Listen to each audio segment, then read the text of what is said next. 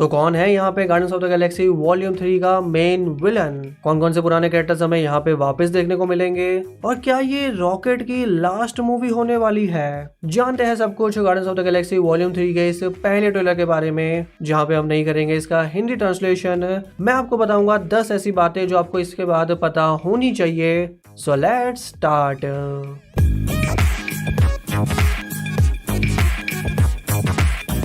शुरुआत तो हमें यहाँ पे गार्डियंस के पहले डायलॉग से करनी चाहिए जो हमें इस ट्रेलर में सुनने को मिला। यहाँ पे पीटर कहता है कि हम बहुत टाइम से गायब थे। अब होने को तो ये छोटा सा मूवी के अंदर कोई डायलॉग होगा जो यहाँ पे सिर्फ इसलिए डाला गया ये बताने के लिए कि हमने गार्डियंस को जो है बहुत टाइम बाद देखा है, बट टेक्निकली ऐसा कुछ है नहीं क्योंकि हमने उनको लास्ट ईयर ही देखा था थॉर लव एंड थंडर के अंदर। उसके 2 साल पहले वो एंड गेम के अंदर देखने को मिले थे। हाँ, उनकी पिछली मूवी और यहाँ पे जो है गैप थोड़ा सा बढ़ गया था। और फन फैक्ट, ये एमसीयू की अब तक की सबसे बड़ी गैप वाली ट्रिलॉजी होगी क्योंकि जो इसकी पहली मूवी थी और ये जो थर्ड पार्ट आ रहा है इसके बीच में यहाँ पे करीब 9 साल का गैप है। लेकिन हाँ, जब डॉक्टर स्ट्रेंज 3 बन जाएगी तो शायद ये रिकॉर्ड टूट जाएगा क्योंकि उसकी तो 2 ही मूवी में यहाँ 6 साल का गैप पहले ही हो चुका है। लेकिन शायद इसका कुछ ऐसा मीनिंग हो सकता है कि यहाँ पे कुछ टाइम यहाँ पे बीत गया हो लास्ट मूवी से लेकर। यहाँ पे शायद ये भी बताने की कोशिश हो रही हो कि शायद ये वो वाले 5 साल हो स्नैप वाले जब कई सारे गार्डियन जिंदा नहीं थे गैलेक्सी को बचाने के लिए। जेम्स गन हमें पहले ही कह चुके हैं कि ये स्टोरी जो है वो थॉर लव एंड थंडर के बाद सेट होगी और जो हमें वो ग्रूट देखने को मिला था जो भी काफी बड़ा हो चुका है, तो हो सकता है कि थोड़ा बहुत हमें टाइम जंप यहाँ पे देखने को मिल जाए। या इसका मीनिंग हो सकता है कि गार्डियंस बहुत टाइम से अपना काम नहीं कर रहे थे। हम जानते हैं कि गार्डियंस यहाँ पे जो है दूसरों का काम करके पैसे कमाते हैं, तो शायद उन्होंने कुछ टाइम के लिए इससे ब्रेक ले लिया हो। लेकिन जो भी हो, जो यहाँ पे स्टार्टिंग का सीन होता है वहाँ पे वो हमें उनकी नई कॉस्ट्यूम्स में देखने को मिले। ये कॉस्ट्यूम वैसे गार्डियंस की एक तरह से ऑफिशियल कॉस्ट्यूम टाइप थी कॉमिक्स के अंदर, ये उन्होंने एनाइलेशन स्टोरी के दौरान पहनी थी। इसके अलावा कई सारी चीजें ऐसी थी जो पहले से उन्होंने हॉलिडे स्पेशल में कंफर्म कर दी थी। जैसे वो अभी सारे जो गार्डियंस है वो नोवेयर के ऊपर रह रहे हैं जो एक मरे हुए सेलेस्टियल का सर था और ये जगह उन्होंने कलेक्टर से खरीदी है। वहीं पे उनकी टीम में एक नया मेंबर ज्वाइन हो चुका है कॉस्मो द डॉग और उनकी एक नई शिप भी आ चुकी है जिसका नाम है बोई। इनकी पहली शिप हमें देखने को मिली थी मिलानो। इसके बाद जो है वो इन्फिनिटी वॉर के अंदर बेनेटर पे शिफ्ट हो जाते हैं और ये यहाँ पे इस हिसाब से उनकी तीसरी मेन शिप बन गई और ये शिप में बैठ के यहाँ पे जाते हैं एक दूसरी दुनिया में जो देखने में तो स्टार्टिंग में लगता है कि ये शायद अर्थ के ऊपर आ रहे होंगे, लेकिन ये जगह है काउंटर अर्थ। इसके बारे में हम आगे जानेंगे जब हम विलन की बात करेंगे। लेकिन एक और चीज जो हमें यहाँ पे वापस देखने को मिलेगी वो है गमोरा। इस मूवी की स्टोरी का एक छोटा सा पार्ट इसको भी डेडिकेटेड होगा कि यहाँ पे जो है पीटर जो अभी तक काफी दुखी था क्योंकि उसने अपनी गमोरा को खो दिया है और जो ये वाली गमोरा है जो टेक्निकली यहाँ पे 2014 वाले से टाइम ट्रेवल करके आई थी। गमोरा ये पहले ही कंफर्म हो चुका है जो लीक ट्रेलर दिखाया गया था कॉमिक कॉन के अंदर कि वो रेवेजर्स की लीडर बन चुकी है। तो मुझे लगता है कि जैसे तैसे कहीं ना कहीं जो है ये कैरेक्टर आपस में मिल ही जाएंगे, पर क्या इनके बीच में प्यार होगा ये एक देखने वाली बात होगी।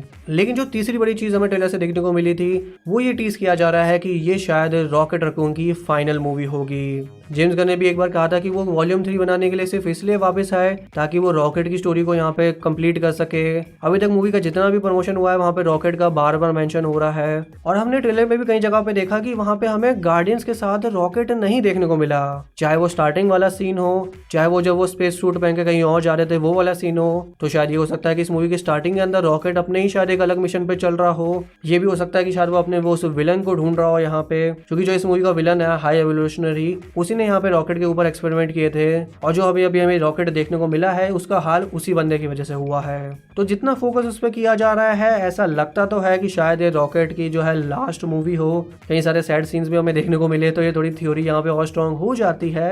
लेकिन मुझे लगता है कि जब भी ऐसा जानबूझ के दिखाया जाता है कि ये कैरेक्टर की यहाँ पे डेथ होने वाली है, टेक्निकली हर बार ऐसा होता नहीं है। मतलब मैं ये नहीं कह रहा कि मूवी में ऐसा कोई सीन नहीं होगा जहाँ पे वो लगभग एकदम मरने ही वाला होगा, बट हो सकता है कि शायद वो मरते मरते बच जाए। रॉकेट एक ऐसा कैरेक्टर है जिसको वो आगे अच्छे खासा यूज कर सकते हैं, तो मुझे लगता है कि शायद ये जरूर एक इम्पोर्टेंट स्टोरी पॉइंट होगा। लेकिन ये सब चीजें जो है शायद बस मार्केटिंग के लिए दिखाई जा रही है। लेकिन शायद ये भी हो सकता है कि ये मेरा दिल ऐसा सोचना चाहता है और ऐसा सच में होना। चलो देखते हैं। लेकिन रॉकेट के लिए यहाँ पे अच्छी बात है कि हमें उसकी बैक स्टोरी यहाँ पे समझने को मिलेगी। हम उसकी गर्लफ्रेंड से भी मिलेंगे, लाइला से। वॉल्यूम 1 के अंदर हमने लाइला का नाम देखा था रॉकेट के एसोसिएट्स के साथ। मतलब ये दोनों लोग पहले से एक दूसरे को जानते होंगे। हो सकता है इनके बीच में कोई लव कनेक्शन भी हो, जो कि कॉमिक्स के अंदर भी था। लेकिन कॉमिक्स के अंदर जो लाइला है और रॉकेट है वो एक ही प्लेनेट से आते थे। इनकी जो आपस में जो भी स्टोरी थी वो थोड़ी सी फनी स्टोरी है, तो मुझे लगता है कि वो उस चीज के साथ जाएंगे। और कॉमिक्स के अंदर रॉकेट का कोई ऐसी चीज नहीं थी कि उसको किसी ने विलन ने बनाया था। वो ऐसे ही प्लेनेट से आता था जहाँ पे जानवर ऐसे ही होते थे और लाइला भी उसी प्लेनेट से आती थी। लेकिन यहाँ पे हो सकता है कि ये दोनों एनिमल ऐसे होंगे जिन पे एक्सपेरिमेंट किए गए होंगे। बाकी तो जो बैक स्टोरी दिखाई जाती है उस पर हमें पता चल ही जाएगा। और बैक स्टोरी से याद आया कि पिछले ही हफ्ते यहाँ पे गार्डियंस ऑफ द गैलेक्सी का हॉलीडे स्पेशल भी आया था। उसमें भी कई सारी चीजें ऐसी है जो आपको इस मूवी से पहले पता होनी चाहिए। तो उसका ब्रेकडाउन भी मैंने यहाँ पे कर दिया है। लिंक आपको इसी वीडियो के एंड में और नीचे डिस्क्रिप्शन में मिल जाएगा। वहीं पे अब एक और बड़े कैरेक्टर की बात कर लेते हैं, एडम वॉरलॉक। एडम वॉरलॉक को कॉमिक्स में एनक्लेव नाम के ग्रुप में बनाया था, लेकिन हमें उसके बारे में ज्यादा जानने की जरूरत नहीं है क्योंकि एमसीयू के अंदर ये चेंज कर दिया गया है। उसे बनाया है सॉवरिन्स ने। स्पेशली यहाँ पे उसको आयशा ने बनाया था। आयशा वही जो वॉल्यूम 2 की जो है साइड विलन थी। कॉमिक्स के अंदर वैसे कोई सॉवरिन नाम का ग्रुप नहीं था तो हम वैसा कुछ कनेक्शन नहीं निकाल सकते। लेकिन एडम वॉरलॉक की स्टोरी जब कॉमिक्स में आगे बढ़ती है तो जो इंसान उसको रिवाइव करता है वो होता है इस मूवी का विलन, हाई एवोल्यूशनरी। इसके बीच में उसकी कॉमिक्स में एक छोटी सी स्टोरी चलती है थॉर के साथ में, जहाँ पे थॉर उसे हरा देता है क्योंकि यहाँ पे जो है एडम वॉरलॉक लेडी सिफ को छेड़ने की कोशिश करता है। और मुझे लग रहा था कि शायद वो ऐसा कुछ कभी सीन दिखा सकते हैं थॉर और एडम वॉरलॉक के बीच में, बट जब पहले यहाँ पे गार्डियंस ऑफ द गैलेक्सी और थॉर का कनेक्शन बहुत पहले ही टूट गया था तो मुझे नहीं लगता कि ऐसा कोई सीन यहाँ पे होगा। लेकिन चलो अब अगर हम कॉमिक्स के अंदर मेन जाए तो यहाँ पे जब हाई एवोल्यूशनरी उसको वापस जिंदा करता है और वो उसे उसी काउंटर अर्थ पे भेज देता है जो हमने इस ट्रेलर के स्टार्टिंग में देखा। बेसिकली जो ये काउंटर अर्थ का कॉन्सेप्ट था वहाँ पे जो है हाई एवोल्यूशनरी ने वो जगह सिर्फ इसलिए बनाई थी ताकि वहाँ पे जो है सिर्फ परफेक्ट लोग रह सके, ऐसे लोग रह सके जो एडवांस है, एवोल्यूशन से वो आगे बढ़ चुके हैं। एक तरह से ऐसी दुनिया जो हमारे अर्थ जैसी ही है लेकिन वहाँ पे लोगों के बीच में कुछ भी बुरी चीज नहीं है। लेकिन क्योंकि हम विलन को बार बार डिस्कस कर ही चुके हैं तो अब हम उसी के ऊपर आ जाते हैं। विलन का नाम है हाई एवोल्यूशनरी और उसका रोल कर रहा है यहाँ पे चक वुडी ईवजी। कॉमिक्स के अंदर एक ऐसा विलन था जो करीब 100 साल पहले पैदा हुआ था। वो एक बहुत ही ब्रिलियंट साइंटिस्ट था और वो एक ऐसी दुनिया बनाना चाहता था लोगों पे एक्सपेरिमेंट करके जहाँ पे लोगों के अंदर कोई भी फ्लॉ ना हो, कोई भी गलती ना हो, एकदम परफेक्ट ह्यूमन बीइंग। अब उसके एक्टर ने तो ऐसा कहा है कि ये एक ऐसा कैरेक्टर है जो सालों सालों से जिंदा था। मतलब हो सकता है कि ये कोई बहुत ही पुराना एलियन हो। और क्योंकि ये भी कंफर्म हो चुका है कि उसी ने यहाँ पे रॉकेट के ऊपर एक्सपेरिमेंट किए थे तो उसका जो है यहाँ से जो है गार्डियन से कनेक्शन बनी जाता है। हाई एवोल्यूशनरी बेसिकली ऐसे ही एक्सपेरिमेंट करता था जानवरों और इंसानों को मिला के। उसने एक नई स्पीसीज बनानी थी जिसको यहाँ पे मार्वल में नाम दिया गया था न्यू मैन का। लेकिन जब उसने ये काउंटर अर्थ बनाया था जो एक तरह से अर्थ की एक डुप्लीकेट कॉपी है, उससे पहले ये हमारे ही अर्थ पे रहता था। और कॉमिक्स के अंदर आप जानते हैं कि इसका पहला बेस कौन सा था जहाँ पे ये इंसानों पे एक्सपेरिमेंट करता था, वो था माउंट वंडरगोर, वही माउंटेन जो हमें doctor strange in the multiverse of madness के अंदर देखने को मिला। और कॉमिक्स के अंदर जो ऐसा कैरेक्टर था जिसने वांडा और पिएट्रो को उनकी पावर्स दी थी वो यही हाई एवोल्यूशनरी था। मतलब उस जगह का वांडा से भी कनेक्शन है, उस जगह का इससे भी कनेक्शन है और वांडा और पिएट्रो का इस विलन से भी कनेक्शन रहा है कॉमिक्स में। तो यहाँ पे बहुत सारी और थ्योरीज बनती हुई हमें आगे देखने को मिल सकती है कि वांडा जो कभी ना कभी तो वापस आएगी ही, उसकी हिस्ट्री इस दुनिया में इस विलन के साथ कैसे कनेक्ट होगी। वहीं पे अब जान लेते हैं कुछ ऐसे कैरेक्टर्स जो हमें इस मूवी के अंदर देखने को मिले लेकिन हमें ट्रेलर में देखने को नहीं मिले थे। सबसे पहले यहाँ पे आयशा वापस आएगी जो सॉवरिन की लीडर है। अब हम जानते ही है कि वही एडम वॉरलॉक को बनाएगी तो उसका स्टोरी में आना बनता भी है वैसे। वहीं पे यहाँ पे सकार हो गॉड, जिसका रोल यहाँ पे सिल्वेस्टर स्टेलोन करते हैं, वो भी वापस देखने को मिलेंगे। और जो मार्टिनेस के एक्टर है उन्होंने भी कंफर्म कर दिया है कि वो कैरेक्टर भी हमें यहाँ पे वापस आता हुआ देखने को मिलेगा। रेवेजर्स भी वापस आएंगे ही क्योंकि ये कंफर्म हो चुका है कि गमोरा उनकी लीडर है। और वहीं पे हम जानते ही है कि जेम्स गन अपने जाने पहचाने लोगों को बार बार यहाँ पे कास्ट करते ही है। तो जो सुसाइड स्क्वाड मूवी के अंदर हमें रेड कैचर 2 देखने को मिली थी, उसकी एक्ट्रेस डेनियला मेलकोर भी हमें यहाँ पे वापस आते हुए देखने को मिलेगी। ऐसा बताया जा रहा है कि उनका स्मॉल कैमियो ही होगा, लेकिन तब भी देखते हैं, क्या पता कोई बड़ा इंपॉर्टेंट सीन हो उनका। और अब आ जाता है एक बहुत ही इंपॉर्टेंट सवाल, कौन सा कैरेक्टर हमें यहाँ पे मरता हुआ दिखेगा।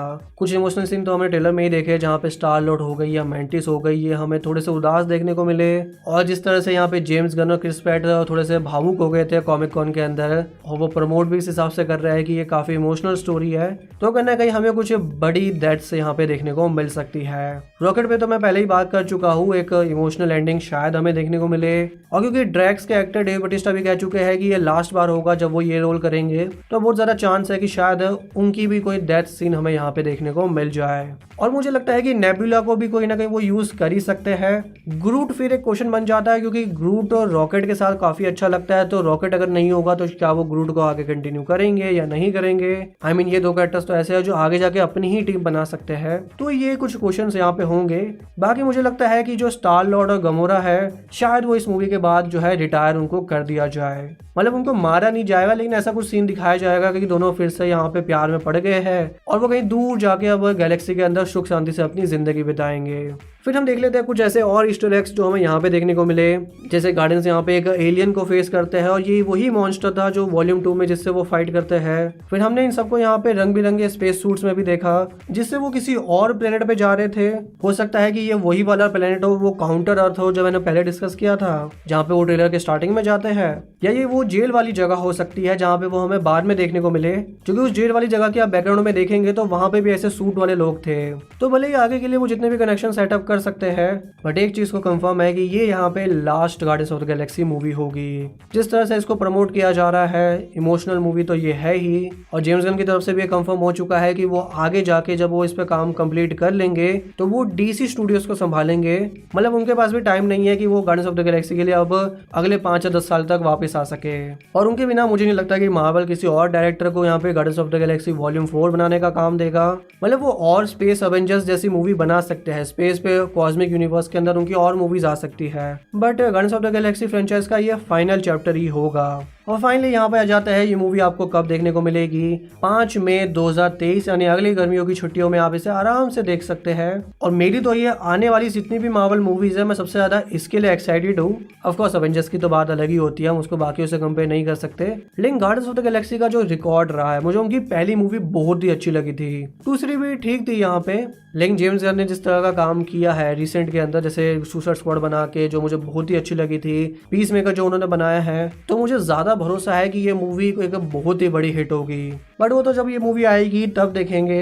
पर यहीं पे करते हैं इस वीडियो का एंड। अगर आपको वीडियो अच्छी लगी तो आप नीचे लाइक का बटन दबा सकते हैं। चलिए मिलते हैं अगली वीडियो में, तब तक के लिए बाय।